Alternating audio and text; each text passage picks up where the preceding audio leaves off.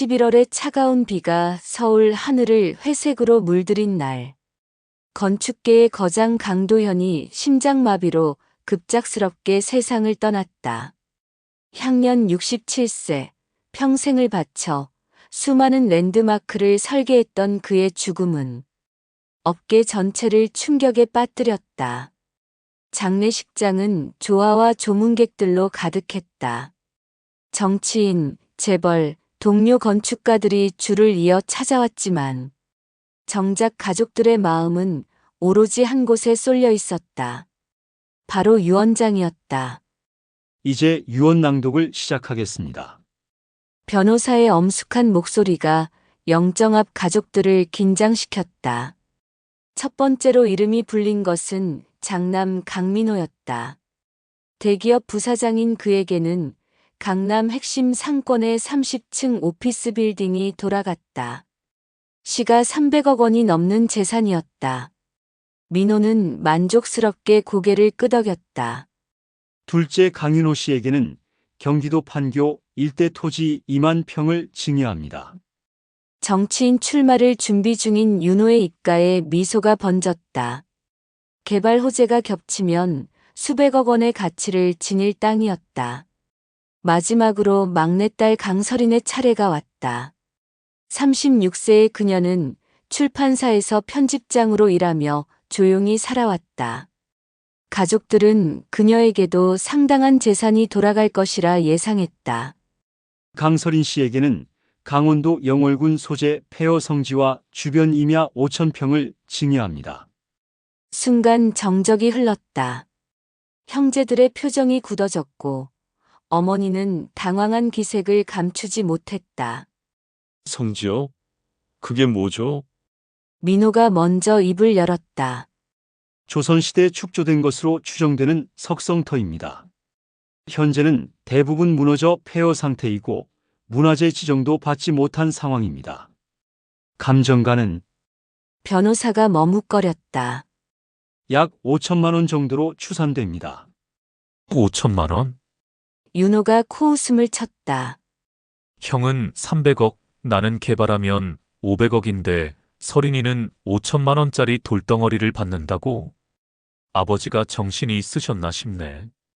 큰올케 박세영이 혀를 찼다. 성지라도 받았으니 기도나 열심히 해라, 설인아.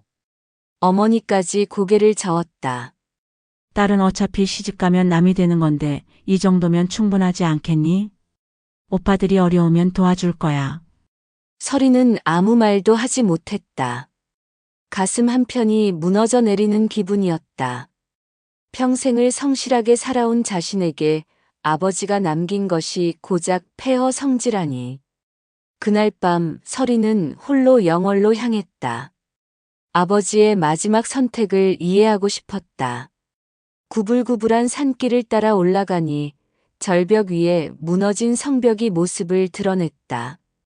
달빛 아래 고즈넉한 돌무더기였지만 왠지 숨겨진 이야기가 있을 것 같았다. 성벽 한 모퉁이에서 그녀는 아버지의 친필 글귀를 발견했다. 숨은 힘은 돌이 아니라 흐르는 바람 속에 있다. 땅이 아닌 하늘을 바라보아라. 2023년 봄, 도현. 바람이 절벽을 타고 올라와 설인의 머리카락을 흔들었다. 그 순간 어린 시절 아버지의 목소리가 떠올랐다. 설인아, 이곳은 바람이 노래하는 곳이야. 언젠가 너에게 큰 선물이 될 거다. 뭔가 있었다. 아버지는 단순히 폐허를 남긴 것이 아니었다. 장례 3일 후 설인이 출판사에서 막 퇴근하려던 때였다. 로비에서 한 노신사가 그녀를 기다리고 있었다. 70대 중반으로 보이는 그는 단정한 회색 정장에 은퇴 안경을 쓰고 있었고 손에는 낡은 가죽 서류 가방을 들고 있었다. 강설인 편집장님이시죠? 그의 목소리는 차분했지만 어딘가 애틋함이 묻어 있었다. 네, 그런데 누구시죠? 이만호입니다. 고인이 된 도연이의 대학 동창이자 평생 친구였습니다. 그는 깊은 인사를 건넸다. 갑작스러운 부음을 듣고 찾아뵙게 되었습니다. 도연이가 당신에게 전해달라고 부탁한 것이 있어서요. 서리는 의아해했다. 아버지가 평소 친구들에 대해 자주 언급하지 않았기에 이만호라는 이름도 처음 들었다. 혹시 조용한 곳에서 이야기할 수 있을까요? 중요한 내용이라서요. 둘은 근처 조용한 카페로 자리를 옮겼다. 이만호는 가방에서 두꺼운 봉투를 꺼냈다. 봉투 겉면에는 아버지의 친필로 서린에게라고 적혀 있었다. 도연이가 3년 전부터 이걸 제게 맡겼습니다. 만약 자신에게 무슨 일이 생기면 반드시 당신께 전해달라고 했어요. 서린의 손이 떨렸다. 3년 전부터요? 그렇습니다. 심장병 진단을 받고 나서였죠. 그때부터 도연이는 뭔가 준비를 하고 있었습니다. 봉투를 뜯자 여러 장의 편지와 사진, 그리고 낡은 지도 한 장이 나왔다. 첫 번째 편지는 아버지의 익숙한 글씨체였다. 내 사랑하는 딸 설이나. 이 편지를 읽고 있다면 아빠는 이미 너희 곁을 떠난 후일 것이다. 오빠들이 받은 재산을 보고 서운했을 텐데. 아빠가 너에게 준 선물의 진짜 의미를 이제부터 알려주고 싶다. 편지는 계속되었다. 그 성지는 단순한 폐허가 아니다. 30년 전 아빠가 젊은 시절부터 연구해온 특별한 땅이다. 이 땅은 언젠가 너를 지켜주고 많은 사람들에게 희망을 줄 것이다. 하지만 때가 되기 전까지는 비밀로 해야 했다.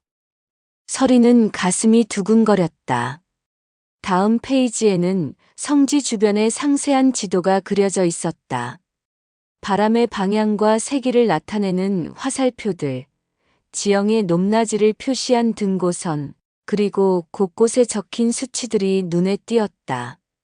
이게 뭘까요? 서린이 이만호를 바라봤다. 저도 정확히는 모릅니다. 다만 도연이가 말하길 그 땅에는 자연이 주는 특별한 에너지가 있다고 했어요. 사진들을 살펴보니 더욱 놀라웠다. 젊은 시절 아버지가 성지에서 찍은 사진들이었는데 옆에는 아름다운 여성이 함께 있었다. 사진 뒷면에는 서아와 함께 1990년 여름이라고 적혀 있었다. 이분은 누구신가요? 이만호의 표정이 잠시 어두워졌다. 윤서아 씨입니다. 도연이의 대학 동창이자 첫사랑이었어요. 환경공학을 전공했고 졸업 후에는 환경보호 운동에 평생을 바쳤죠. 지금은 어디에 계신가요? 10년 전에 암으로 돌아가셨습니다. 임종 직전에 도현이에게 말했다고 해요. 그 땅은 언젠가 수많은 사람을 구할 바람을 품고 있다고요. 서리는 마지막 편지를 펼쳤다. 설이나, 너는 어릴 때부터 서어를 많이 닮았다. 강하면서도 따뜻한 마음, 불의를 보면 참지 못하는 성격까지. 아빠는 너라면 이 땅의 진짜 가치를 발견하고 올바른 선택을 할 수 있을 거라 믿는다. 오빠들은 당장의 이익만 보지만 너는 미래를 볼 줄 아는 아이니까. 편지 마지막에는 한 줄이 더 있었다. 절벽에서 부는 바람의 노래를 들어라. 그 속에 모든 답이 있다. 서리는 봉투를 꼭 껴안았다. 아버지의 사랑과 신뢰, 그리고 어떤 중대한 비밀이 그 안에 담겨 있음을 직감했다. 이만호와의 만남 후 사흘이 지났을 때 서린의 휴대폰이 요란하게 울렸다. 큰오빠 민호였다. 설이나, 지금 어디야? 당장 집으로 와, 가족회의 한다. 무슨 일이에요? 와보면 안다. 30분 안에 와. 강남 본가에 도착하니 온 가족이 거실에 모여 있었다. 민호와 윤호, 그리고 큰올케 박세영까지. 분위기가 심상치 않았다. 앉아. 민호가 냉정하게 말했다. 우리가 알아봤는데 아버지가 너에게 준 그 성지 말이야. 원래 종가에서 관리해야 할 조상의 유적이라고 하더라. 무슨 소리예요? 윤호가 서류를 내밀었다. 족보 전문가에게 의뢰해서 조사했어. 그 성지는 우리 강씨 문중의 선조가 세운 거야. 당연히 장남인 형이 관리해야 하는 게 맞지 않겠니? 서리는 어이가 없었다. 갑자기 무슨 종가 타령이세요? 평소에 제사도 안 지내시면서. 그건 그거고 이건 이거지. 박세영이 끼어들었다. 5천만 원짜리라고 우습게 봤는데 나중에 문화재로 지정되면 가치가 달라질 수도 있다더라고. 그런 중요한 유산을 막내딸이 혼자 가지는 건 말이 안 되지. 더군다나 너는 결혼도 안 했잖아. 어머니가 한숨을 쉬었다. 나중에 시집 가면 남편 성을 따라갈 텐데 조상의 유적까지 가져가면 어떻게 해? 서린의 가슴이 뜨거워졌다. 저는 아버지 유언을 따를 뿐이에요. 법적으로도 아무 문제 없어요. 법적으로야 그렇지. 윤호가 스마트폰을 만지작거렸다. 하지만 도덕적으로는 어떨까? 내가 정치하려고 하는데 의원 후보가 가족 유산 독점한다는 기사 나면 곤란하거든. 그때 박세영이 음흉한 미소를 지었다. 벌써 몇몇 기자들한테 연락이 왔어. 대기업 부사장과 정치인 형제를 제치고 막내딸이 유산 독점이라는 각도로 기사를 쓰고 싶다고 하더라. 올케가 기자들을 부른 거예요? 서린이 믿을 수 없다는 듯 물었다. 아니야, 우연히 알게 된 거지. 세영이 능글맞게 대답했다. 하지만 이미 소문이 돌기 시작했으니까 우리가 먼저 해명해야 하지 않겠어? 민호가 정색했다. 설이나 우리가 나쁜 오빠들이야? 그냥 가족끼리 합리적으로 나누자는 거야. 성지는 내가 관리하고 나중에 문화재 지정받아서 수익이 생기면 너도 몫을 챙겨줄게. 됐어요. 서린이 일어섰다. 아버지 뜻을 거스를 수 없어요. 뜻이 뭔데?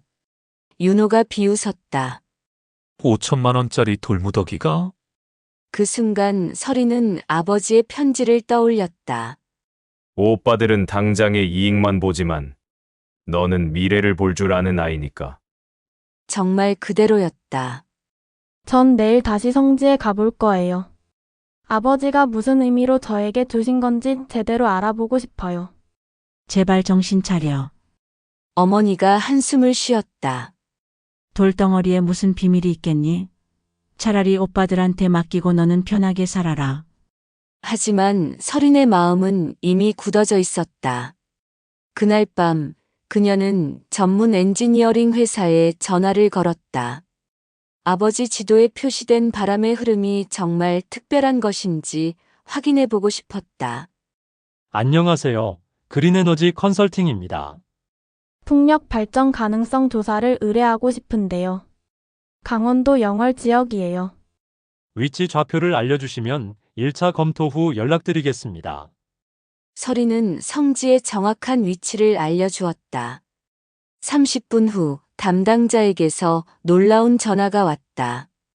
고객님, 혹시 그 위치가 정확한가요? 지형 데이터를 확인해 보니 매우 흥미로운 지점이네요. 어떤 면에서요? 풍속, 풍향, 지형 조건이 풍력 발전단지로는 최적의 조건을 갖추고 있어요.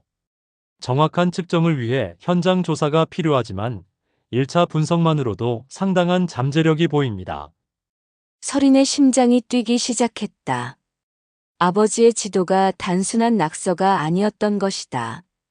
일주일 후 그린에너지 컨설팅 팀이 성지 현장 조사를 마치고 서린에게 보고서를 제출했다. 결과는 놀라웠다. 연평균 풍속 7.2m/s, 풍력 밀도 등급 4등급 국내 풍력 발전 최적지 기준을 모두 상회합니다. 수석 엔지니어 김태훈이 흥분된 목소리로 설명했다. 특히 이 절벽 지형이 풍속을 15% 이상 증가시키는 효과를 내고 있어요. 그런 발전단지가 가능하다는 말씀이세요? 가능한 정도가 아니라 국내 최고 수준의 풍력 발전 적지입니다. 500mW 규모 단지를 건설하면 연간 800억 원 이상의 수익이 예상되고요. 서리는 아버지의 지도를 다시 펼쳐보았다. 30년 전에 이미 모든 것을 계산해 둔 것이었다. 그런데 왜 그동안 비밀로 했을까? 그날 저녁 이만호에게서 전화가 왔다. 서린 씨, 혹시 시간 되시면 뵙고 싶습니다. 다음 날 만난 이만호는 또 다른 봉투를 꺼냈다. 이건 도연이가 마지막 병원에 입원했을 때 제게 준 겁니다.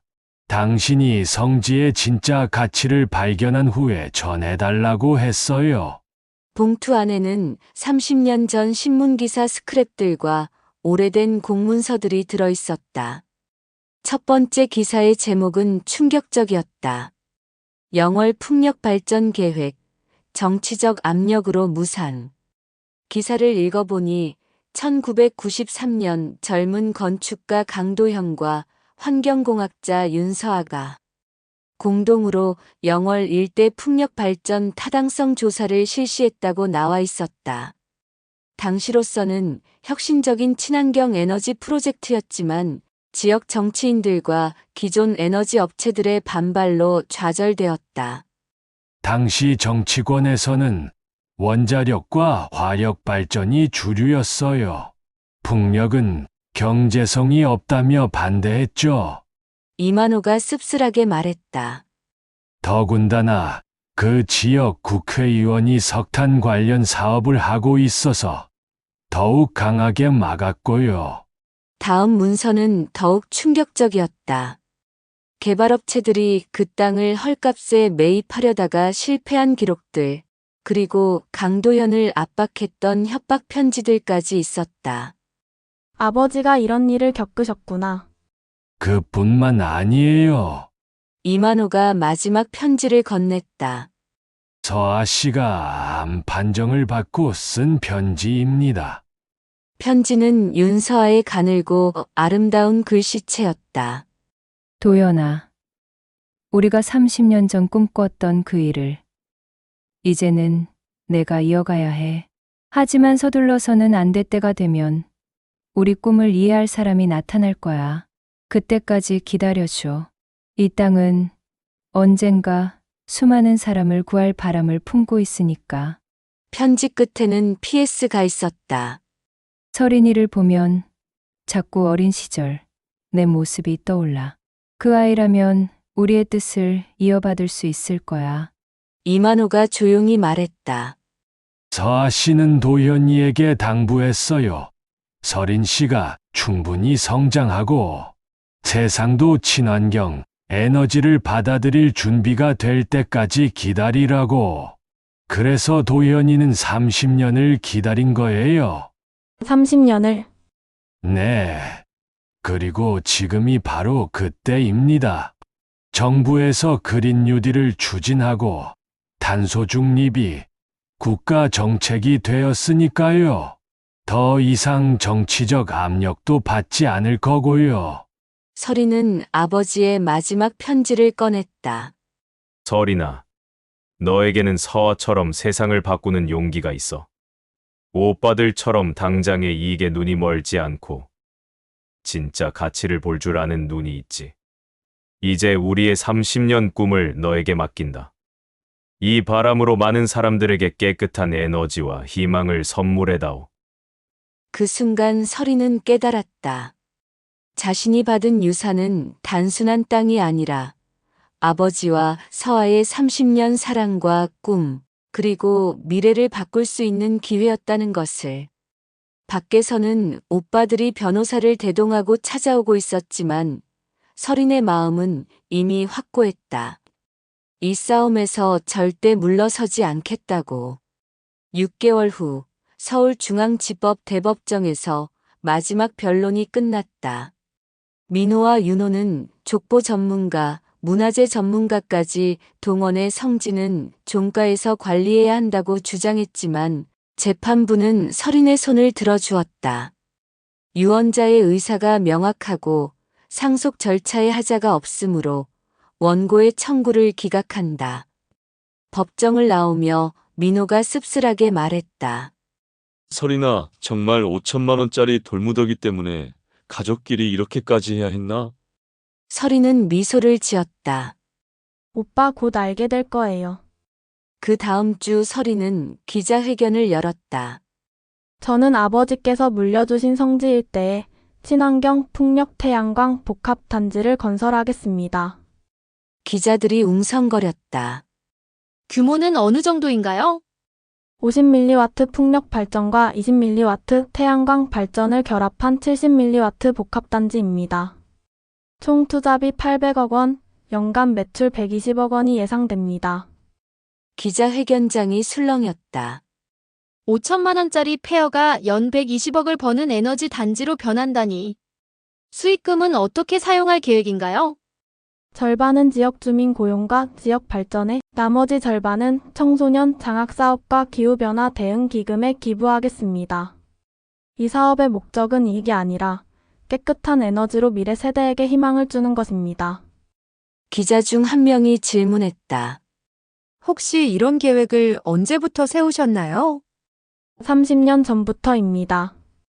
정확히는 제 아버지 강도영과 환경공학자 윤서아 선생님이 처음 설계하셨고, 저는 그 꿈을 이어받은 것뿐입니다.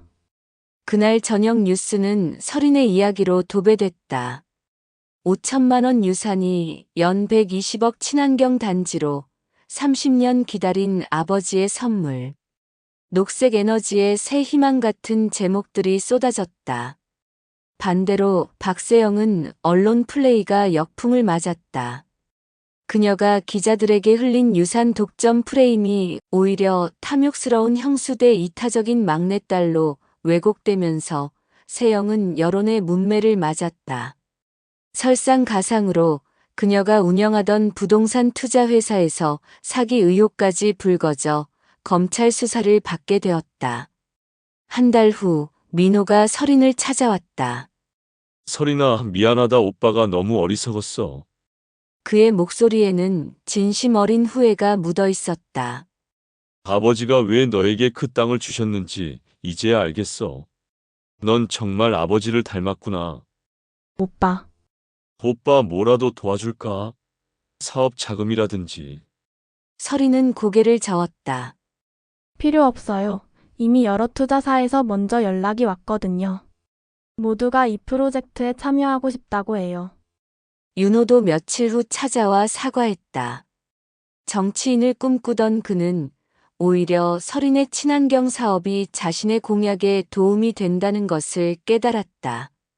1년 후 성진은 완전히 다른 모습으로 변했다. 새하얀 풍력 발전기 20대가 절벽을 따라 늘어서 있고 남쪽 언덕에는 태양광 패널들이 햇빛을 받아 반짝였다. 성지 입구에는 윤서아 평화의 언덕이라는 표석이 세워져 있었다. 개장식 날 설이는 아버지의 묘소를 찾았다. 아버지 이제 알겠어요. 진짜 유산은 돈이 아니라 꿈이었고 혼자가 아니라 함께 나누는 것이었어요. 아버지와 서아 선생님의 30년 사랑이 이렇게 아름다운 결실을 맺었어요. 바람이 언덕을 타고 불어왔다. 마치 아버지의 음성 같았다. 잘했다. 내 딸. 그날 저녁 설이는 언덕 위에서 바람 소리를 들으며 혼자 미소 지었다. 20대의 풍력 발전기가 돌아가는 소리는 더 이상 기계음이 아니라 희망의 노래처럼 들렸다. 아버지가 말했던 바람이 노래하는 곳이 바로 여기였다.